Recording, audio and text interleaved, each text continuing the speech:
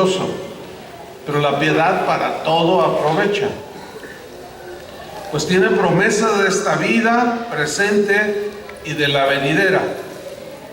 Palabra fiel es esta, y digna de ser recibida por todos, que por esto mismo trabajamos y sufrimos oprobios, porque esperamos en el Dios viviente, que es el Salvador de todos los hombres, mayormente de los que creen. Esto manda y enseña. La Biblia, hermanos, nos da herramientas espirituales a nosotros los pastores. Yo voy a dirigir estrictamente hacia los pastores, pero como dijo Tony, a los que aspiran al ministerio también les va a ayudar. Pero la Biblia nos da herramientas espirituales, nos da un vasto de instrucciones para poder ser ministros dignos del Evangelio, y nosotros necesitamos enfocarnos en ello. El día de hoy se mide a los ministros por el tamaño de la iglesia que tiene. Si tiene una iglesia grande, pues es un gran ministro. Si tiene una iglesia pequeña, pues no tanto, ¿no? Se mide por su popularidad en el mundillo evangélico, se mide por su carisma, sus títulos que haya logrado, sus nombramientos como apóstol, profeta, todas esas cosas. Creo que ahora ya hay hasta patriarcas, ¿no? Se mide si ha escrito libros que son bestsellers, o si sale en la televisión. Esos son los estándares que se manejan el día de hoy para hablar de un buen ministro de Jesucristo. Pero estos no son los criterios bíblicos, de ninguna manera. La Biblia sí nos enseña sobre lo que es un ministro digno del Evangelio de Cristo, lo que es un verdadero ministro de Jesús. Y voy a hacerlo en dos partes. Los siguientes minutos será una primera parte, y luego, después de un breve receso, la segunda parte. Van a ser como unas 13, 14 características de lo que es un ministro digno del Evangelio. Okay. Número 1. Un ministro digno del Evangelio es aquel que obedece la instrucción bíblica y que de manera seria advierte sobre el peligro de las falsas doctrinas y los falsos maestros. En 1 Timoteo 4, versículo 6, que es las escrituras que leímos, le dijo Pablo a Timoteo: si esto enseñas a los hermanos. Ahora, ¿a qué se refiere esto? Se refiere al contexto anterior, o sea, el versículo 1, que dice, 1 Timoteo 4:1, pero el Espíritu dice claramente, y ahí es donde el ministro del Evangelio tiene que estar bien entendido. El Espíritu dice claramente que en los postreros tiempos algunos apostatarán de la fe, abandonarán el camino del Señor. ¿Cuál es la razón? Porque escuchan espíritus engañadores. Uno de los contras de internet o de YouTube, por ejemplo, es que allí puede abundar cualquier clase de fauna nociva, ¿no? Y hay de todo en internet. Entonces la gente tiene acceso al internet y, híjole, es realmente un peligro, ¿sí? Pero Pablo le da esta instrucción a Timoteo, le dice: si esto enseñas a los hermanos. ¿Por qué? Porque por escuchar espíritus engañadores, doctrinas de demonios, es que algunos se desvían de la fe y se alejan del Señor. Y peor, si es un líder, si es un pastor, le puede arrastrar a toda la congregación, ¿sí? Ahora, el verbo enseñar aquí, si esto enseñas a los hermanos, le está hablando un apóstol, en este caso Pablo, a un joven pastor Timoteo. Enseñar aquí es un verbo que tiene la idea de recordar de manera repetitiva, de advertir de manera constante. Entonces el texto se puede leer así: si esto tú lo repites, los recuerdas de manera constante a los hermanos,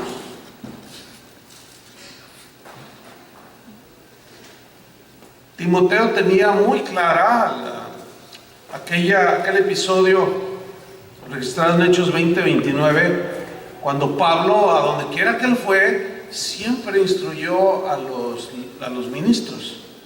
Y en Hechos 20:29, Pablo se está despidiendo de los pastores en Éfeso y les dice: porque yo sé que después de mi partida entrarán en medio de vosotros lobos rapaces, que no perdonarán al rebaño.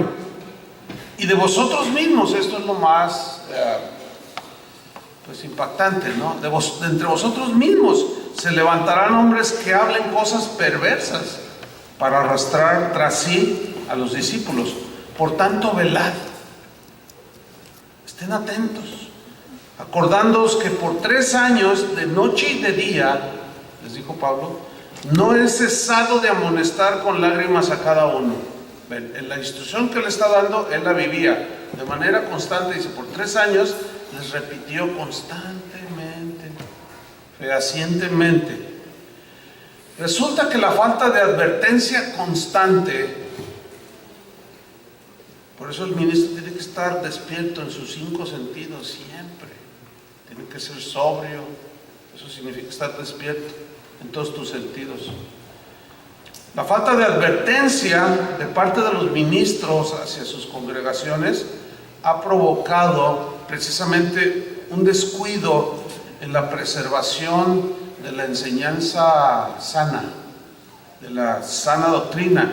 Es por eso que hoy se predica un evangelio muy diluido, muy light, muy místico en algunos sectores. En otros es un cristianismo muy fanático, en otros con sentimientos exageradísimos, ¿no? O materialistas. Bueno, tanto que pues ya está a veces de manera, hace uno pues comentarios que a veces resultan chuscos, ¿no? Cuando vinimos a ver ayer el lugar, está enorme. Dice Arturo, ¿qué les parece? No, está pues espectacular, está grandísimo, ¿no? Oye, pero nos va a quedar grande, comentó otro. Dice, entonces dice otro, no, dice, pero pues sirve aquí el pastor Tony ora y se agarra corriendo alrededor y se tiran. Y hasta chistes salen de eso, ¿no? ¿Por qué suceden de esas cosas? Porque se descuida la doctrina, que nos equilibra, ¿sí? Pablo instruyó a su discípulo Timoteo. En 2 Timoteo 4:1 siguió diciéndole lo siguiente: te encarezco delante de Dios, o sea, te pongo enfrente de Dios como testigo y del Señor Jesucristo, que juzgará a los vivos y a los muertos en su manifestación y en su reino. Fíjate todo lo que le dice como instrucción para exhortarle. Versículo 2: que prediques la palabra, que prediques la palabra, que instes a tiempo y fuera de tiempo. O sea, que no desperdices un momento en cosas que no tienen, que son inútiles, vanas, ¿sí? El día de hoy se estila decirle a la congregación, hermanos, pues vamos a hacer un giro aquí para hacer más dinámica nuestra iglesia. La reunión va a durar 1 hora. Dice 15 minutos de alabanza, los anuncios 10 minutos y luego ya la predicación. Pero dentro de la predicación yo voy a decirles 3 chistes para romper el hielo, y luego ya la palabra de Dios, que son un montón de frases que emocionan a la gente. Ahora cáiganse con los diezmos y Dios les bendiga. Nada que ver con lo que ¿se imaginan? Pues esa es la tendencia de hoy. Y para predicar la palabra, la verdad que se necesita tiempo. Aparte de que cuántas horas pasa la gente en la congregación, como para que vengan a escuchar chistes así de manera deliberada, pues como que no tienen razón. Entonces Pablo le dice, predica la palabra, insta a tiempo y fuera de tiempo, redarguye, que significa decir las verdades del evangelio con el propósito de hacerlos que reaccionar por medio de la palabra. Redargúyeles, repréndeles, dice, exhórtales con toda paciencia y doctrina. ¿Se imaginan? Con toda paciencia. Para exhortar bíblicamente con paciencia se requiere tiempo y bien aprovechado. Dice el versículo 3, porque vendrá tiempo, y esta es una advertencia que muchos han ignorado desgraciadamente, y aquí exhortamos a los pastores de las casas de oración a que no se descuiden en esto. Dice Pablo, porque vendrá tiempo cuando no sufrirán o no soportarán escuchar la sana doctrina, sino que teniendo comezón de oír, se amontonarán maestros conforme a sus propias concupiscencias, y apartarán de la verdad el oído y se volverán a las fábulas. Fíjate, cuando nos da comezón y nos rascamos, sentimos como algo placentero, ¿no les pasa? A veces que, a mí a veces me da comezón en la espalda, pero a veces no alcanzo y me desespero. Y a veces parezco como oso en los árboles, así. Pero cuando está por ahí mi esposa, le digo, ráscame por aquí. ¿Dónde? Aquí, ahí. Luego me rasca y... Bueno, esa es la idea que tiene Pablo cuando dice comezón de oír.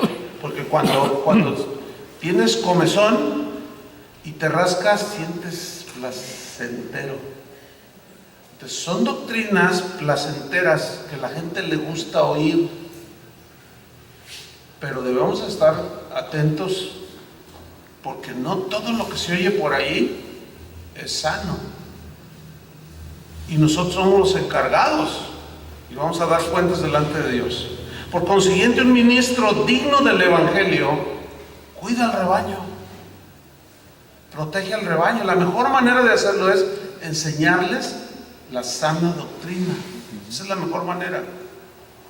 No tanto estar hablando de las falsas doctrinas que se pueden tocar, pero es mejor exponerlos a la verdad para que cuando ellos las asimilen, al escuchar cosas raras, inmediatamente les brinque y ellos sepan cómo defenderse y evadir el peligro. Un ministro digno del Evangelio cuida y protege a su rebaño, advirtiendo constantemente o reiteradamente de estos peligros. Un cristiano de hace poco más de 150 años dijo lo siguiente: he predicado el Evangelio durante estos últimos 30 años. A menudo he sentido que mis rodillas, chocaban entre sí, no porque tuviera temor de mis oyentes, no, sino porque al pensar en esas cuentas que debo rendir a Dios, esa es la razón que me hacían temblar mis rodillas. Si yo hablo la verdad fielmente o no. Y cada vez que tomamos el púlpito tenemos que estar con ese temor y esa oración de decirle al Señor: Señor, ayúdame a trazar bien la palabra para alimentarlos bien y ellos crezcan sanamente. Otra característica, o la número 2, de un ministro digno del Evangelio es que el ministro sea un verdadero siervo de Jesucristo. Porque hoy pues, se cataloga como el gran siervo de Jesucristo, pues el que reúne mucha gente. Si ese sería el criterio, entonces el Papa es el super gran siervo, porque le gana a cualquier evangelista cristiano, ¿verdad que sí? Entonces ese no es el estándar. Ahora, vamos a la Biblia. 1 Timoteo 4:6, que es el pasaje que leímos. Dice: si esto enseñas a los hermanos, serás buen ministro de Jesucristo. ¿Cuántos quieren ser buenos ministros de Jesucristo? ¿Se quiere enseñar? Esto es el contexto que ya expliqué. Ahora, aquí hay algo interesante. Serás buen, llegarás a ser un buen ministro de Jesucristo. Aquí la frase buen ministro, o la palabra buen en el griego, significa mejor. Entonces se puede leer así: si esto enseñas a los hermanos, serás mejor ministro de Jesucristo. Ahora, hay de ministros a ministros, ¿sí? Es decir, no cualquiera que diga, o por el hecho de decir yo soy ministro del Evangelio, ya será un buen ministro de Jesucristo. No, porque está el peor, está el malo, está el menos malo o el mediocre, como decía Tony, y está el buen ministro de Jesucristo. Entonces hay de ministros a ministros, y nosotros podemos estar creciendo constantemente para llegar a ser buenos ministros de Jesucristo. Ahora, ¿qué significa ser ministro? Pues viene de diáconos, el término, y significa literalmente el que le hace los mandados a su amo, o sea, un siervo. ¿Qué somos entonces?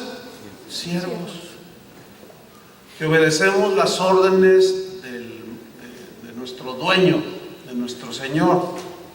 Muchas veces nosotros queremos, en nuestro deseo de hacer bien las cosas, tropezamos cuando hacemos a un lado las instrucciones de la Biblia y les metemos nuestras imaginaciones o nuestros pensamientos o planes. Yo tengo un amigo, él vive en Centroamérica, es un pastor, y de hace muchos años lo conocí. Y en una ocasión que yo lo visitaba,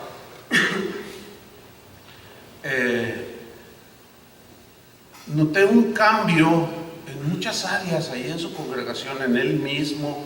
Entonces, platicando con él durante la comida, yo le dije: oye, pastor, veo que hay algo diferente. Chuy, dice, te voy a contar.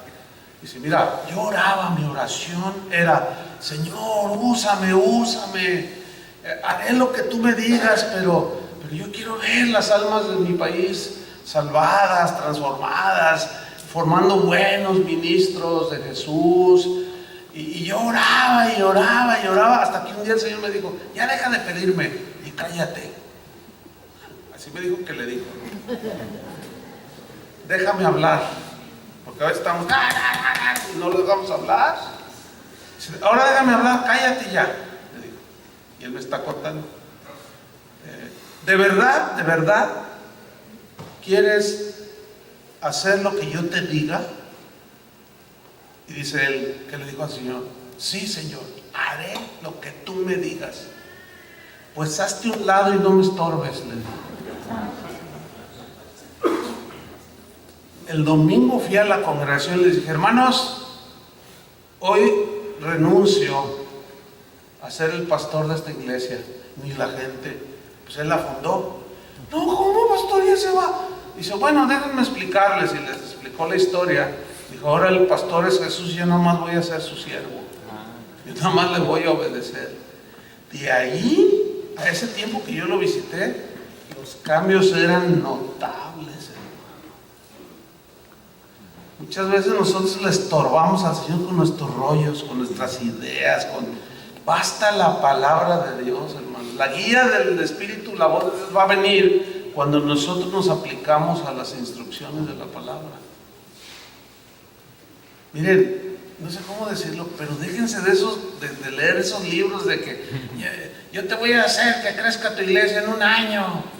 En un año vas a tener 10,000. Lo único que hiciste fue comprar el libro y engordar la cuenta del escritor. Y tu iglesia siguió igual. Ya no dejen que esas cosas nos estorben. Busquen al Señor. Prediquen la palabra a tiempo y fuera de tiempo. Esa es la que realmente transforma. ¿Sí? Una tercera característica es que un ministro digno del Evangelio, pues para poder alimentar a otros, él tiene que alimentarse de la palabra de Dios. ¿Sí? Pero dije de la palabra de Dios. En 1 Timoteo 4, en el mismo versículo 6, en la tercera parte, podemos decir del texto, dice, nutrido con las palabras de la fe. Si esto enseñas a los hermanos, serás un buen siervo de Jesucristo, nutrido. Digan todos, nutrido. O sea, alimentado, ¿sí? Con las palabras de la fe y de la buena doctrina que has seguido.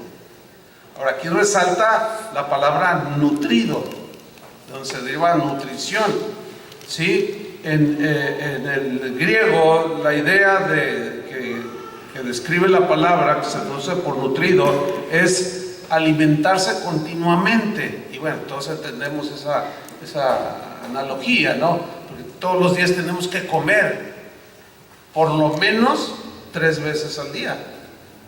Y eso es comer constantemente. Desde que nacimos estamos comiendo, porque el cuerpo lo necesita, ¿sí? Y bueno, al rato habrá lo correspondiente. Pero aquí es obvio que, de manera metafórica, Pablo está diciendo: aliméntate continuamente. ¿De qué? De la palabra. Constantemente. Instrúyete de manera constante. Una de las buenas cosas que tiene Internet es que, por ejemplo, yo creo que casi todos han de tener la aplicación de la Biblia. Y dentro de esa aplicación hay un par de versiones que son habladas. Hay una versión que es la versión del lenguaje actual, que el que está narrando la Biblia me gusta, a mí en lo personal me gusta mucho, porque le da énfasis a lo que está hablando. Por ejemplo, cuando Pablo dice a los corintios: ay, me temo que como la serpiente con su astucia engañó a Eva, el que está narrándolo dice: ay, me temo que como la serpiente con su astucia engañó a Eva, a ustedes también los haya engañado. Entonces, esa versión, yo la pongo en mi auto. Aún cuando me estoy bañando la pongo, aparte de haber leído la palabra de Dios. O sea, nutrirse, estar con la palabra, eso es algo fundamental, hermanos. Un ministro digno del Evangelio, pues tiene que ser alguien que sabe alimentarse, estudia, lee, escudriña, medita la palabra de manera constante, y que la Biblia sea nuestro libro de cabecera, el que tenemos allí a la mano. Yo no digo que no debamos leer otros libros. Hay libros escritos por cristianos, muy buenos libros, pero siempre la palabra de Dios no debe ser la fuente de nuestra alimentación. Los libros, y más algunos escritores, son muy osados porque dicen cosas como estas en el prólogo. Dicen: después de leer este libro, su vida ya no será la misma. Eso es muy ofensivo. ¿Por qué? Porque no es la palabra en su esencia. Son las concepciones o revelaciones, como le quieras llamar. Pero en todo eso puede haber 2-3 gotas de veneno. ¿Me explico? Y se puede contaminar la masa. Entonces, cuando alguien utiliza expresiones así, ya de entrada, miren, yo muchas veces así, primero leo el prólogo. Si salen frases así, no lo leo. Digo: no, este se está comparando a la palabra de Dios. Esta no es la Biblia. Un sabio cristiano dijo: el cristiano modernista mutila la palabra. El tradicionalista sustituye la palabra por sus tradiciones, dijo. El perezoso ignora la palabra y el ignorante tuerce la palabra. Es un desafío, hermanos, para nosotros. Es un desafío. En 1 Timoteo 6:3, Pablo sigue. Estamos hablando de la nutrición, ¿verdad? De cómo el buen ministro tiene que estar nutrido. 1 Timoteo 6:3, Pablo le dice: si alguno enseña otra cosa, o sea, otra cosa se refiere a todo lo que Timoteo ya había recibido del apóstol Pablo. Si alguno enseña otra cosa y no se conforma, no le bastan, y quiero subrayar la frase siguiente: no se conforma a las sanas palabras. Sanas palabras. de nuestro Señor Jesucristo, si no le bastan, imagínate que a un cristiano no le basten. Una vez estaba la esposa de don Femir García, que fue uno un amigo muy íntimo, amigo del hermano Pablo, acaba de morir también a los casi 100 años, tenía 90 y pico. Y su esposa una vez la invitamos a que hablara a las mujeres, pero a veces dejamos que entren los maridos, porque luego llegan, oiga, es que mi esposa ha cambiado y quiero saber qué le están diciendo. Pues pásate. Esa vez un hermano en un receso se le acercó a la hermana, yo estaba por ahí cercano y oí cuando le dice, oiga hermana, dice, pues sí, todo bien bonito, dice, pero usted pura Biblia. El hermanito le baja los lentes y dice, ¿cómo dijiste, hermano? Sí, dice, pues está bien, dice, pero pura Biblia. ¿Cómo pura Biblia? Pues pura Biblia. Enseña pura Biblia. Ay, mi hijo, pues lo que esperabas que enseñara.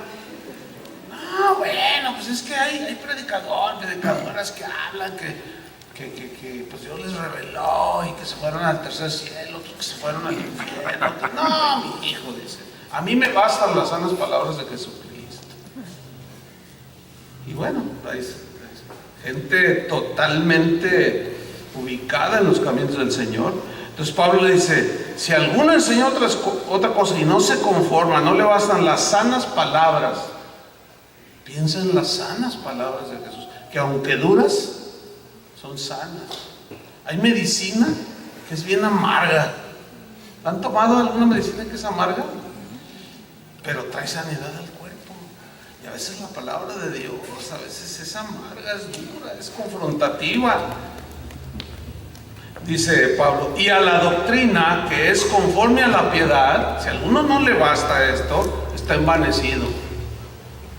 O sea, se le ha ido el humo a la cabeza.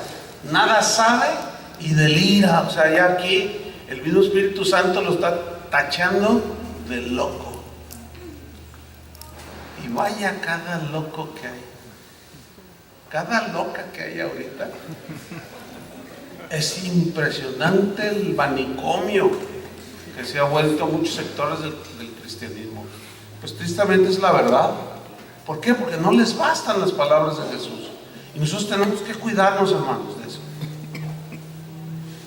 Alguien puede decir, no, pues es que yo ya la leí. Uy, hermano, si ya la leíste, se pone en tal la duda que ya lo hiciste. Porque cuando uno lee la Biblia y la vuelve a leer, tiene un efecto que te produce más sed, más hambre.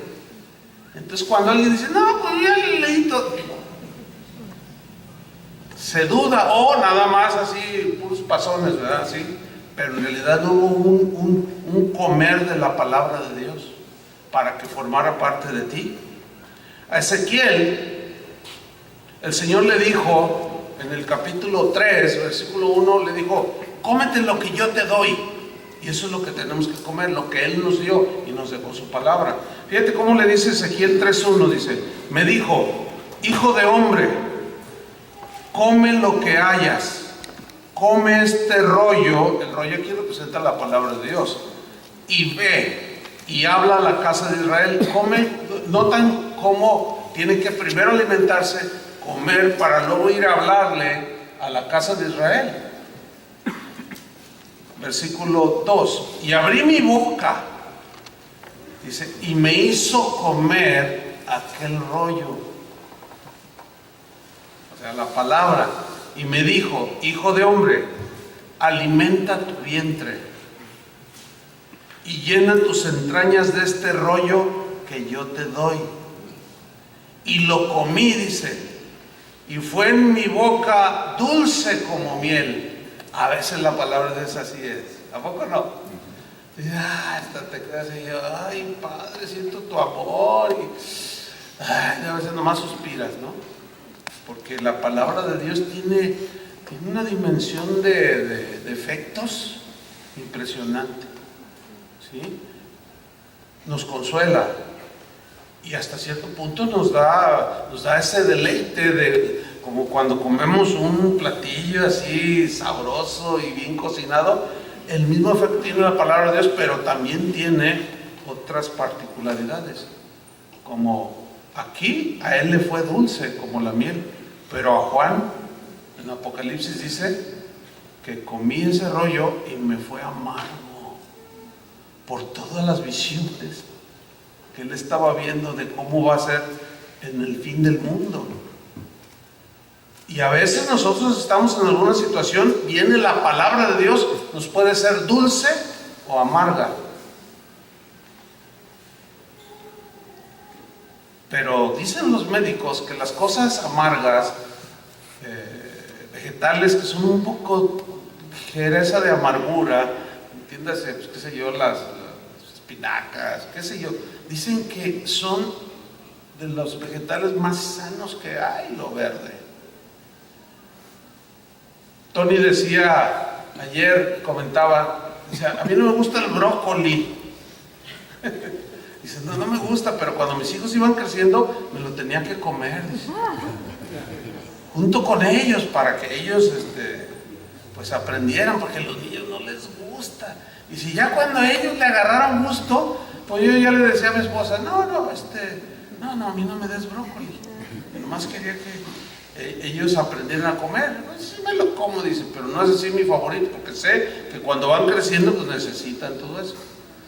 Y que le decían sus hijos, papá, ¿y por qué no comes brócoli? Te doy un... Está bien, amigo, entre ustedes, cómale.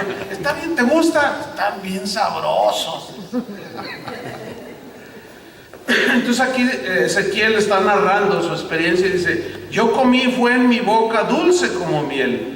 Luego me dijo, hijo de hombre, ve y entra a la casa de Israel y habla a ellos con mis palabras. Al buen ministro de Jesucristo le bastan las palabras de él.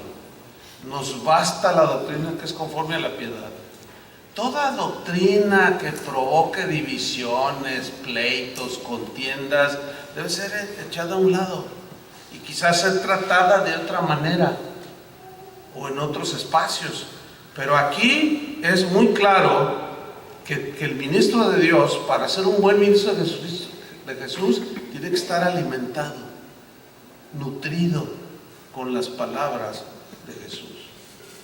Hay tal descuido en muchos ministros que muchos se paran en el púlpito y dicen, hermanos, estoy orando toda la noche y Dios no me dio nada y yo pues confío en que ahorita que vamos a orar, hermanos, a ver, abran su Biblia, a ver, vamos a Apocalipsis 2, total, el Señor es, su palabra es eterna, y empiezan con un rollo, y todos dicen amén, y luego empieza a hablar, y el que más o menos estudia y lee se da cuenta que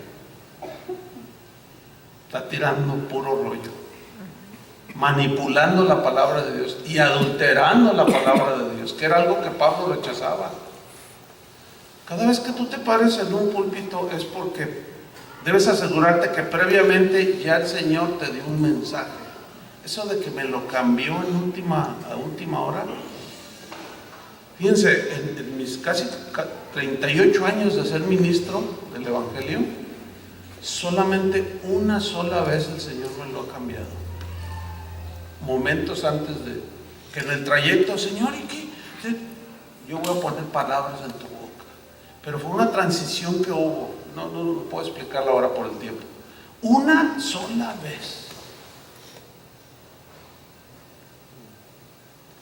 Entonces, tenemos que asegurarnos antes de subir aquí que son las palabras del Señor. Una vez, no sé si Tony recordará, fuimos a un evento allá en México. Entonces había varios oradores, pero había uno que aparentemente lo invitaron, pues así, a lo mejor no pudo el otro. Entonces cuando lo anuncian, dije, bueno, su característica es que emociona mucho a la gente y todo ese asunto, ¿no? Entonces, cuando lo vi, le digo a Tony, lo están presentando y le digo, mira, va a decir que anoche se la pasó orando y que Dios le dio un mensaje, pero que ahorita subiendo Dios se lo cambió. ¿Y quién me ve? Luego ya le dan el micrófono: hermanos, pues gracias por la invitación. Fíjense que anoche estuve toda la noche orando y el Señor me dio un tremendo mensaje, pero ahorita me lo cambió. ¿Y tú no me ves? ¿Y cómo sabías? Bueno, pues es que el andar por todos lados también te da oportunidad de ver, de conocer, de analizar, de discernir. Dice: pero ¿cómo sabía? Le digo: es que así maneja él. Y ahora lo que sigue es puro show. Y le dice: hermanos, el mensaje que el Señor me dio, y cita un versículo, y empieza a predicar, pero a los 3 minutos dice: pero ¿saben qué? A lo que vinieron, dice, fórmense aquí todos, ahorita el poder de Dios, los ángeles del Señor, y todos, ¡ah! No. Es penoso todo eso, hermano. Si usted sale a su jardín, allá en la yarda trasera, arroja al suelo un poco de aserrín, es la viruta que le llaman, los desechos de la madera, ¿no? Y los pajarillos que andan ahí ni se fijan, ni caso le hacen al aserrín. Pero arrójenles algunos granos o pedazos de pan y casi de inmediato usted va a ver cómo los pajarillos bajan del cielo a comer. Ellos saben discernir entre la aserrín y el pan. Un verdadero ministro conoce bien la diferencia entre la aserrín y el pan. ¿Entendieron la analogía? Muchos ministros de hoy están comiendo aserrín del mundo y de los falsos maestros, y no son capaces de distinguirlo, y no se están alimentando del pan que viene del cielo. Se comen cualquier cosa, y eso es muy triste. Volviendo a 2 Timoteo 2:15, le dice Pablo: procura con diligencia. O sea, aquí habla de hacer un esfuerzo, teniendo en mente algo y hacer un esfuerzo. Procura con diligencia lo siguiente: de presentarte a Dios, ¿cómo? Aprobado. Fíjate, procura, eso nos compete a nosotros. Haz un esfuerzo en la gracia, le digo en otra parte, esfuérzate en la gracia. Entonces, el verdadero ministro de Jesucristo, el ministro digno del Evangelio, procura con diligencia y se presenta a Dios aprobado. Ahora, la palabra aprobado aquí es muy interesante. ¿Por qué? Porque en el griego esa palabra aprobado significa haber competido. Es una palabra que Pablo usa, que se usaba para los juegos de competición, y significa en el griego haber competido bajo las reglas. Si ustedes se fijan, toda actividad deportiva tiene reglas, ¿verdad que sí? El béisbol tiene sus reglas, y cuando alguien las violenta, pues los árbitros, o como se llamen, están allí, los umpires, pues detienen el juego, expulsan a alguien, o le llaman la atención, o etcétera. El fútbol igual, no se puede jugar con las manos, pero hay quien hace trampas, hay quien quiere jugar violentando las reglas. Yo he conocido a algunos jugadores profesionales en México. Es más, tengo un vecino que es bien famosísimo, él ya está retirado, y él jugó hasta en la selección nacional. Y un día yo le preguntaba: oye, y cuando, bueno, pues tú estuviste ahí en el medio, ¿y qué? ¿Cómo en la cancha? ¿Cómo se trata? No, dice, a mí me tocó el tiempo en que algunos traían alfileres. ¿Te imaginas eso? Entonces cuando venía algún centro o algo, y pues que se ve un alfiler en la mano. Y cuando venía algún centro que dice yo fui defensa y que había que pues defender, a veces el delantero traía el suyo. Fíjate qué cosas. Yo le dije, no me digas. No, hay un montón de trampas. Pues un alfiler, entonces el piquete, ¿verdad?